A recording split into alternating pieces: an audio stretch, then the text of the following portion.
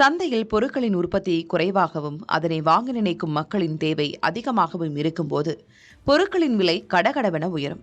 இப்படி ஒரு நிலை ஏற்படும் போது பொதுமக்களிடம் இருக்கும் பணத்தின் மதிப்பு குறைந்து பொருள்களின் விலை அதிகரிக்கும். இதுவே பணவீக்கம் என அழைக்கப்படுகிறது. அந்த வகையில் இந்தியாவில் கடந்த மார்ச் மாதத்தில் 3.88 விழுக்காடாக இருந்த மொத்த விலை பணவீக்கம் ஏப்ரல் மாதத்தில் 8.3 விழுக்காடாக அதிரடியாக உயர்ந்தது.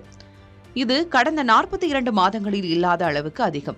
அதேபோல இந்தியாவின் எரிபொருள் மற்றும் மின்சார பிரிவு பணவீக்கம் 24.71 விழுக்காடாகவும், சில்லறை பணவீக்கம் 3.48 விழுக்காடாகவும், உணவுப் பொருள் பணவீக்கம் 4.2 விழுக்காடாகவும் அதிகரித்துள்ளது.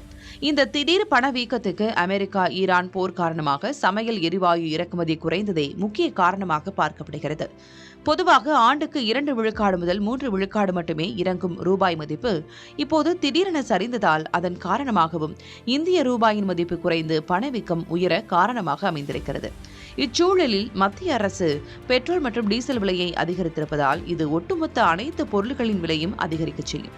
இதனால் அடுத்து வரும் மாதங்களில் பணவீக்கம் மேலும் அதிகரித்து அது பொருட்களின் விலையை மேலும் அதிகரிக்கும் என்ற அச்சத்தை கூட்டுகிறது.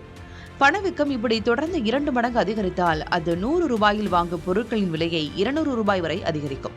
இதனால் அத்தியாவசிய பொருட்களை வாங்க நடுத்தர வர்க்கத்தினரை திணறும் சூழலை ஏற்படுத்தும் என்பது குறிப்பிடத்தக்கது.